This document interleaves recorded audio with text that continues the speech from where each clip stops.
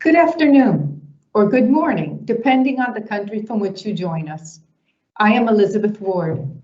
From the Embassy of the Republic of Panama to the Kingdom of the Netherlands, I welcome Her Excellency Erika Moines, Minister of Foreign Affairs of Panama, Ambassador Carmen Gisela Vergara, Executive Director of PROPANAMA, our special guests from the Panama Canal, Honorable Ildia Marota, Deputy Administrator, and Mr. Jose Reyes, Vice President of Water Projects, and distinguished participants joining us for this webinar, Water Management System of the Panama Canal and its Status. Although very little progress can be attributed to COVID, I have to admit that technology has benefited in leaps and bounds when concerning virtual meetings, and today's is certainly no exception as we come together from around the world for this event. Water management is an international challenge, and the canal is not exempted from this reality. Before we begin, I would like to mention that the webinar will be recorded, and you will have access to it via the ProPanama website, www.propanama.com. Following the presentation of guest speakers, we will allow a short time for questions and answers. You are invited to write any questions you have in the chat box on your screen. It is important to mention that only those questions that can be addressed following protocol will be submitted to the guest speakers. All others can be referred to the Panama Canal website. That website is www.pancanal.com. And now, with you, Her Excellency Erika Moines. Good morning, ladies and gentlemen. Elizabeth Ward Nyman, Ambassador of Panama to the Kingdom of the Netherlands, Carmen Gisela Vergara, Executive Director of Panama, Panama's Ministry of Foreign Affairs, Engineer Ildia Espino de Marota, Deputy Administrator of the Panama Canal, Engineer Jose Reyes from the Office of Water Projects of the Panama Canal, distinguished guests. My appreciation to the organizers, the Embassy of the Republic of Panama to the Kingdom of the Netherlands with PROPANAMA and the Panama Canal that made this webinar possible for you all. This webinar will allow you to get acquainted with the business and investment portfolio of our country, as well as the status of water management system of the Panama Canal. As you all know, the Panama Canal transformed international trade by making it much quicker, easier, and less costly to travel between the Atlantic and the Pacific Oceans. It is a key route for trade with the East Coast of the United States, West Coast of South America, Asia, Europe, and others.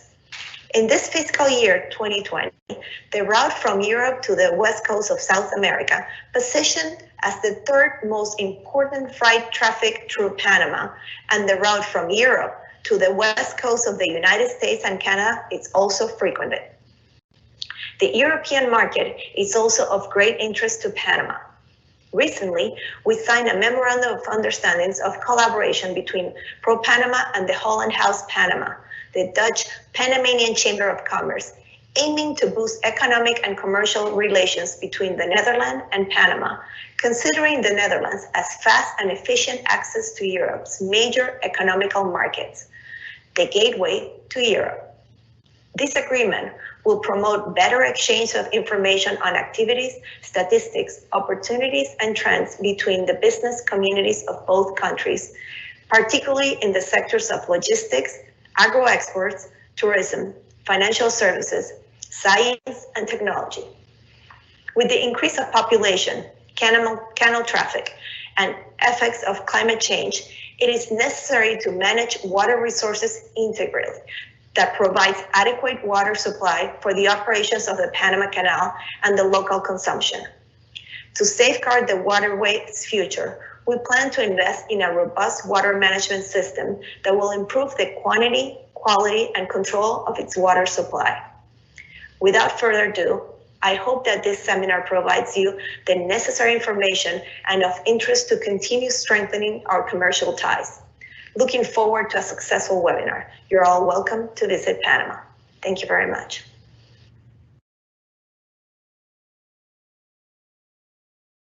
Your Excellency, I would like to express my appreciation for your welcoming remarks.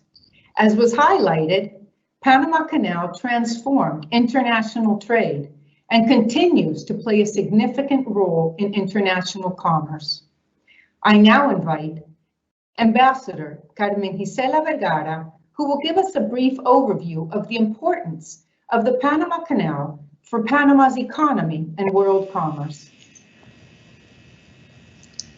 Thank you, Ambassador, and good morning to everyone.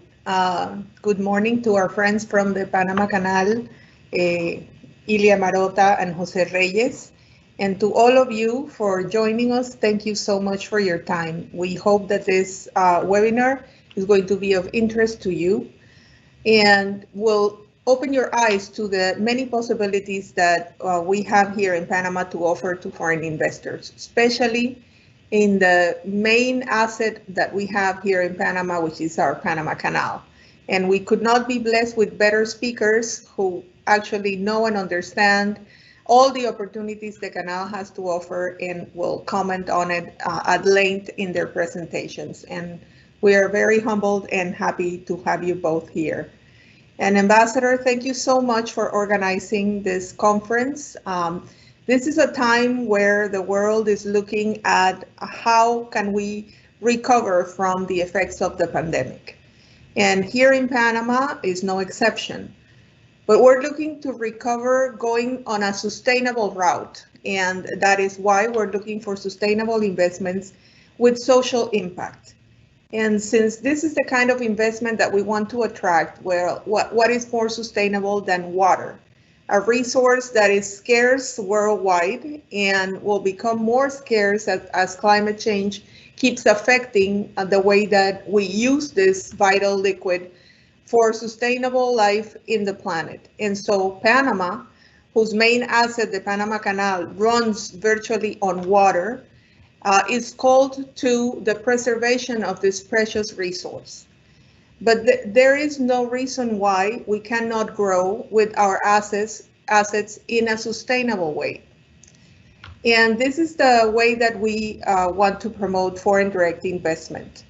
Panama is a small country in the center of the Americas, and we are blessed with a geographical position that centers us in this continent as a gateway, but also as a bridge that unites the northern hemisphere with the southern hemisphere here in the American continent, and also connects us with the Caribbean. And the Panama Canal is mainly responsible for these connections, as well as the ports that we have that operate in Panama because of the business of the Panama Canal. And these ports are some of the most important ports in the American continent, and also provide a business opportunity as making Panama a logistics service center, a logistics hub for the Americas. If you combine the assets of the Panama Canal, the ports, the railroad, which serves as a parallel dry canal between the Atlantic and the Pacific Ocean, and also at the airport with the hub of the Americas that allows the mobility of passengers through Panama to connect to other cities in the American continent and with Europe and Asia from Panama. And now adding the 7 fiber optic cables, soon to be 8, that go across, physically across the Panama Isthmus, we are also a highway for information that allows data to be stored here and also to be transmitted from Panama to wherever in the world it needs to go.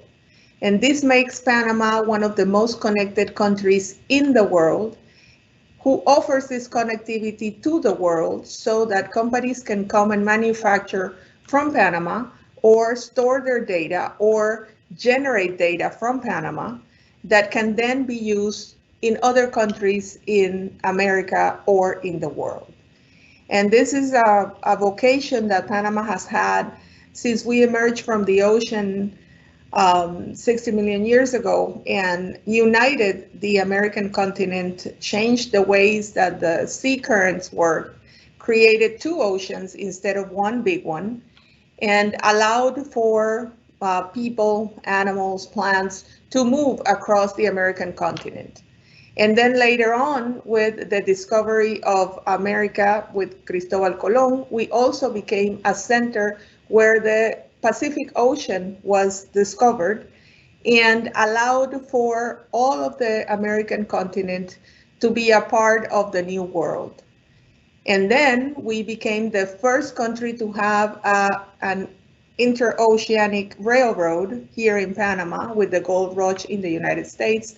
And then with the construction of the canal, and now with the expansion of the canal, we are positioning Panama as the main gateway for the American continent and cemented the position that we have in the world as a mobility hub for people, for cargo, and for telecommunications.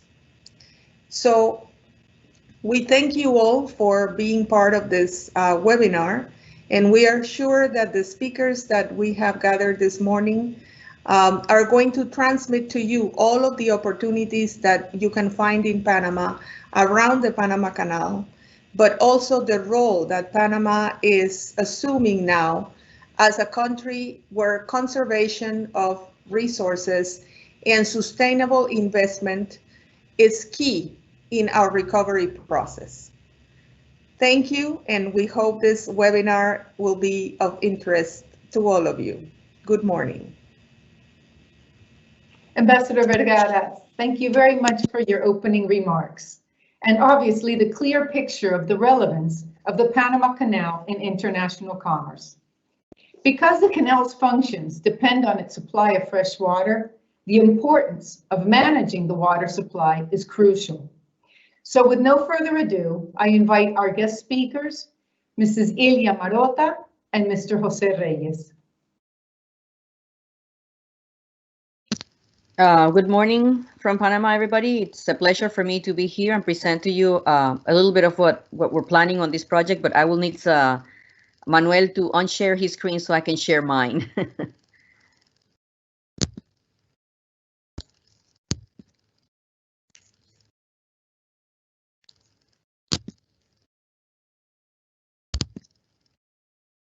Can you see my presentation?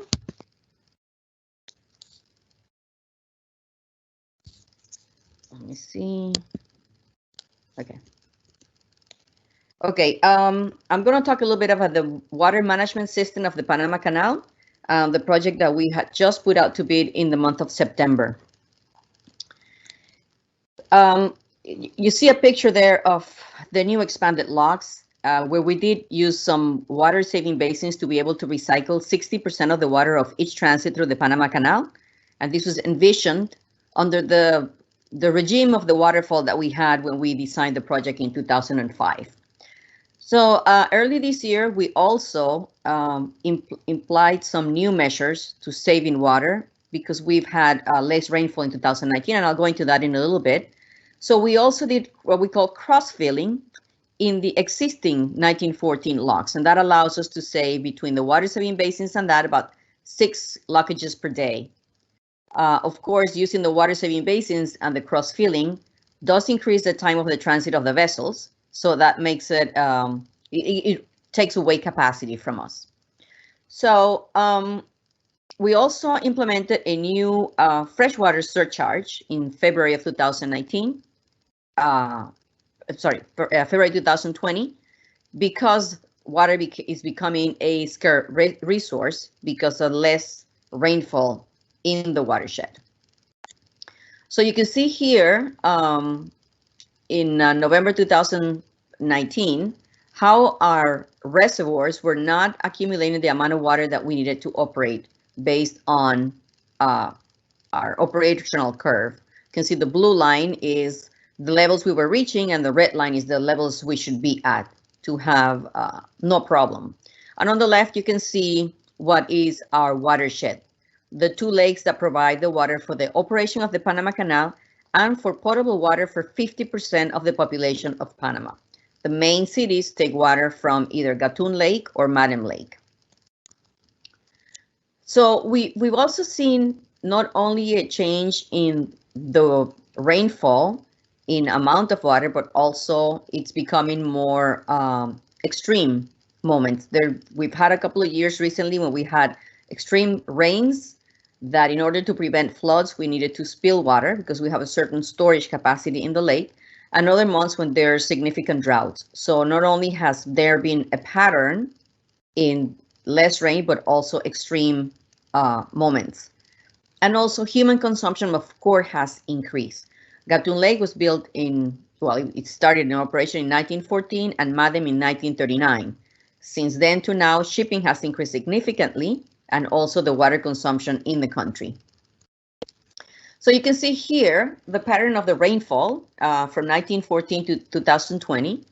And you can see there's an average, and even 2020 is below average, which is the last line in blue, dark blue. But you can see how the average in the last years has dropped significantly. We don't have those high peaks anymore.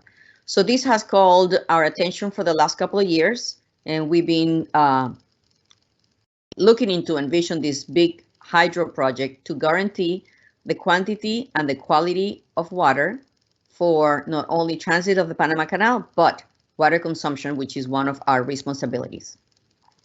Water also gives us a competitive draft for our customers. So depending on how high the level lake is, we can give different drafts, and vessels could come more or less loaded. So to us, it's not only important the quantity, but also to be able to operate the lake at a adequate level to remain as a competitive route and give a reliable and good service. What are the uses of the water in the watershed? We use it for lockages, which is the green bars. You can see that's the main use of it. We also have to spill, and if you look at the graph, in 2017, we had a huge storm, so we had to spill a lot of water. The other years, you can see there's no more need for spilling because we haven't had enough rainfall. Then we have potable water, which is also another big use of the canals on the watershed. We also do some conservation for water quality, which allows us to maintain the fresh water for consumption. We also have small concessions for other projects like agriculture, cattle, and other small. And then we have hydropower when we transverse water from Madam Lake, which is at a higher elevation than Gatun Lake. So while we're transversing water, we also generate. And if we have the lake at the maximum level, which is now 89, is our maximum storage capacity, we do some spilling from Gatun Lake, also producing hydro. So we've been analyzing for, like I mentioned, a couple of years already, a few projects. Some of them were done on behalf of the Ministry of Environment. We were subcontracted by them, and we analyzed the moving water from the Bayano watershed, which is on the right side of the screen. There's a lake already existing, and we were analyzing a project of transversing water from Bayano watershed to Gatun Lake. We also analyzed creating a brand new reservoir in the left side of the screen, which is called Rio Indio. That was analyzed during the expansion program project, and it was not considered because at the time the rainfall patterns were very solid, and the water saving basins was a good enough measure to sustain the operations of the canal and the water consumption. We've also analyzed creating small reservoirs within the main Gatun Lake, basically isolating the main lake from smaller lakes where we could reach the elevation to elevation 100. Like I mentioned before, in the expansion, we made some modifications to be able to keep the maximum lake level at elevation 89, but Panama Canal patrimony goes all the way to elevation 100, and we are not using that. We couldn't reach 100 in the whole lake because of the way the locks were built, so we couldn't go more than 89. But if we isolate some areas of the lake, we could increase the storage capacity of those areas. We also analyzed some Atlantic rivers that could be channeled into the lake. We also analyze desalination as a potential water provider, and also using the water from the water treatment plants and be repumped back into the lake. We also have working with the IDAN and recommending to them that there is like about a 40% water loss in the distribution system, and that's also a measure that could improve the better utilization of the resource.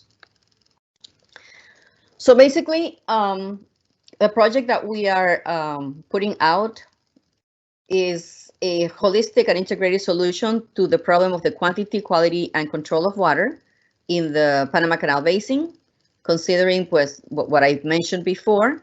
And the high-level functional requirements is additional freshwater tributary inflows, additional freshwater storage capacity, and an integrated water management and control system. So this is basically a summary of what I've been saying. We've had droughts and floods. There is a climate variability. There's an increasing human consumption. There's issues on governance on data. We do need additional water, and we do need additional storage capacity, the integrated management and control system. And the expected outcome is climate smart reliability of transit operation, adaptability and resilience to climate change, guaranteed quantity and quality of potable water for human consumption, and digital transformation and real-time data governance. So this is an EPC project. It's an engineering, procurement, and construction. The main objective is the project will be delivered operational and complying with the functions and performance criteria required by the Panama Canal. The contractor assumes full responsibility for value proposition, engineering, installation, construction, and commissioning of the project. The EPC contractor assumes the risk associated with execution, time, and costs, and this should reduce the contingency of the project. The relationship and communication, the project is organized strictly between two parties, the ACP and the EPC contractor, and this reduces the need for an expert hiring to monitor the project. And the process of pre-qualification is the one that we are carrying right now. This pre-qualification will be to identify up to 5 potential contractors, which will then receive the terms of reference for the proposal itself. The EPC methodology is compatible with the procurement regulations of the Panama Canal. This will be a best value negotiated proposal, and it will have a technical and economic weighting. We use best industry practices, American Society of Civil Engineer design build projects. We've also done the Silver Book of FIDIC. So this is pretty standard documents that the industry is familiar with. So like I mentioned, right now we're on the statement of qualifications process, which was released in September, and we've had already 2 previous meetings. Questions will be received up to, I believe, December 28th, but Jose will clarify that at the end. Then, like I mentioned, there will be a short list up to 5, and then the employment requirements will be presented to those 5 pre-qualified companies. The tender will include studies that need to be done, preliminary design, proposals for the design and procurement strategy. And I will go through the schedule. We issued an amendment on November 9th. The second pre-bid meeting was held on December 11th. We have the delivery date January 26th. So there's still time to go into and I will present to you the website and the link where you could get all the information that you want. And the shortlist selection date proponent is targeting right now to be in February 25th of 2021. We do have advisory contracts with Bilson and Elkins and also with HABC to help us prepare a solid document. So this is just basically a summary of the dates that I mentioned. And this is our website, our webpage. You go into the www.pancanal.com and there you can see everything we have out on bids. This is not only for the water project, which is the tender 186071, but every tenders or any bids that the Panama Canal has will be found in this webpage. You could also register in up to, I think it's 5 categories, that then when we put out a bid, you will be notified automatically that this bid has been released from the Panama Canal. And I'm not sure if it's 3 or 5 categories that you can register in. So that would be the areas that are more interest to you. So all of the documents can be downloaded from the website. And also we have all communication will be done through the tender process online. So with that, I thank you very much for your attention. And thank you for participating this morning with us in this seminar. Thank you very much, Honorable Ilia Marota. And now we will continue with the presentation by Mr. Jose Reyes. Thank you. Actually, we just go to Q&A now. Oh, wonderful. Thank you very much. Since you had mentioned that he would be confirming December 28th, I thought that he was going to continue with something as well. Oh, okay. Okay, well, thank you very much. Now, the first question, can you please give us some examples of other projects the Panama Canal is publishing on the online tender system? I know we have a bid for the construction of tugboats. I don't know if it's up in our webpage yet. I don't keep up with what's on the system, but I can tell you some of the projects that we are targeting are, we do have bids for our car fleet. Every year we replace about 100 cars. So we're always bidding cars. We also have, like I mentioned, a tender for the purchase of tugboats. We also have a tender for a floating crane, but I think that has been awarded already. I know there's also about decommissioning some energy plants. We also put out bids for launches every year to replace our launch fleet. And of course, we have all kinds of supplies for all of our operating needs. We also have what we call ALPs, which are lines of supplies that we award for a up to 3-year period, and then you could have one of those type of contracts also. They all go out to bid. We do have some system for fire protection on the locks, a renewal. I know we also have yard cranes. Let me think, what else do we have? That's all I can think of right now, but if you go into our website, you will see everything that's out to bid right now. Thank you, Mrs. Marota. We do have one other question, which I think is very simple to answer, and we will see. Will the presentation that you just had on this webinar be available to the participants? And if so, where would they find it? I guess the meeting was recorded, so I guess in the recording you will find the presentation. Okay, and I do remind participants that this is being recorded, and consequently you can find all the information on www.propanama.com. And I see here that we do not have another question as of now.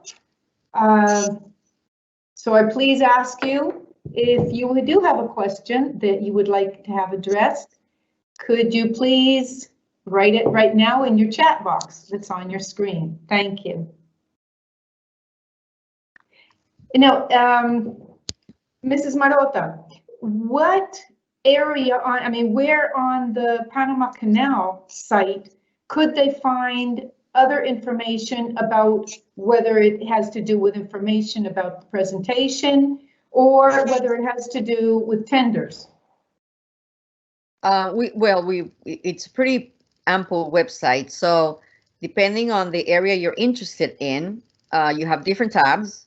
The one I showed on the screen is all of our contracts exclusively, but we do have each vice presidency.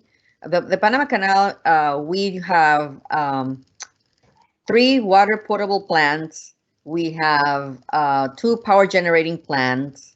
We have, of course, I'll tell you, we put about 13,000 ships per year.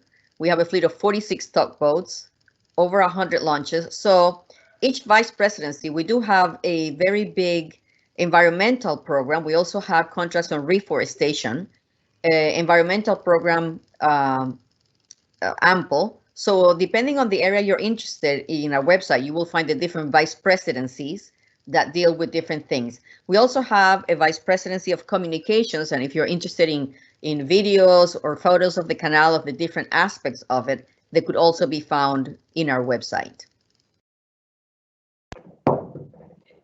Okay, here we do have another question that mentions the fact that the tender requirements are very strict regarding the submission. The joint ventures.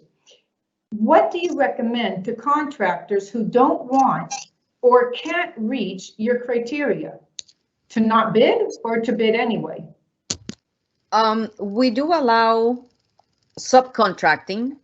We have received some questions about joint ventures in this last pre-bid conference that we held last week, and we're analyzing the subject. If there is a change in that respect, then we will issue an amendment to the RFQ, but Jose can clarify or go a little bit more in depth about the subject.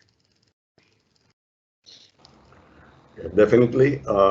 We welcome all to have a proper feedback. And like Ilya said, we're analyzing the question associated with the joint venture. And if we consider that it will foster participation, we can issue an amendment for the existing tender. Still is in consideration, and we welcome all the inquiries or all the questions and send it to us in order to have the proper assessment from the market. That's the purpose of the pre-qualification phase. Thank you very much, Jose. And then I do have another question here as well from one of the participants. Do potential suppliers have to specify envisioned consortium partners prior to presenting their bid? Well, all the requirements are being set very clearly in the RFQ. I welcome them to download the tender. It's available. It's very simple. It uses specific templates that give them the guidance to assess the participation in terms of the team that is and the organization that is willing to submit their documentation for this tender in this pre-qualification phase.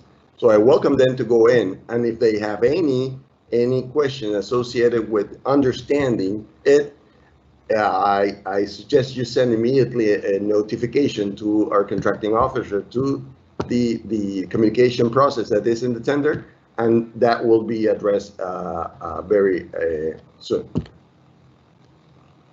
Thank you very much. I also have another question here from another participant who was asking about the local legal presence requirement. Can international companies participate without a Panamanian partner or office or legal entity? I think you can. A lot of companies do establish a local office for their easiness, but it's not a requirement. A lot of contractors prefer to do it that way. And they actually, what we've had a few cases is that they bid as an external party, and then they create a local company, and then they transfer the contract to the local company. And that has to be authorized by the Panama Canal. Thank you there very are much. documents I'm sorry. that will have to be, let's say, sealed or whatever by local authorities. But yes, you can have an outside entity. Okay, thank you very much. Now, in regards to the joint venture, the following question is, would you recommend for a company to join this tender as a joint venture or not? Well, that really depends on the company and their risk assessment. Like I can tell you, we have had a very successful relationship with just single companies. And I think having experience with multiple companies consortia, we prefer a less, a smaller group. But we have, during the expansion program, dealt with quite a few consortia. Some of them of 2 companies, some of them of 3 companies, some of them of 4 companies. So we're basically going with a tender with 1 company because we believe it's the best type of relationship, and it's a faster execution of the project. It's a cleaner execution of the project. But we have worked with joint ventures before, like I mentioned, of different numbers of consortia. So the preference will be up to the company itself if we make an amendment to the tender and allow consortia. We wouldn't probably allow a multiple group because of our previous experience. So if we open up the tender, it will probably be 1 or 2 partners maximum, and that's off record because I cannot guarantee you that we will allow that. But depending on the concerns, the questions that we receive from the potential tenders, until, Jose, what was the date? Was it December 28th or January? Yes, December 28th, and like you said, if there's specific companies that are interested in working in this tender and they express their concerns in terms of going alone or going in joint venture, we welcome them to send us their concerns, and we will address it very promptly. Okay, thank you very much.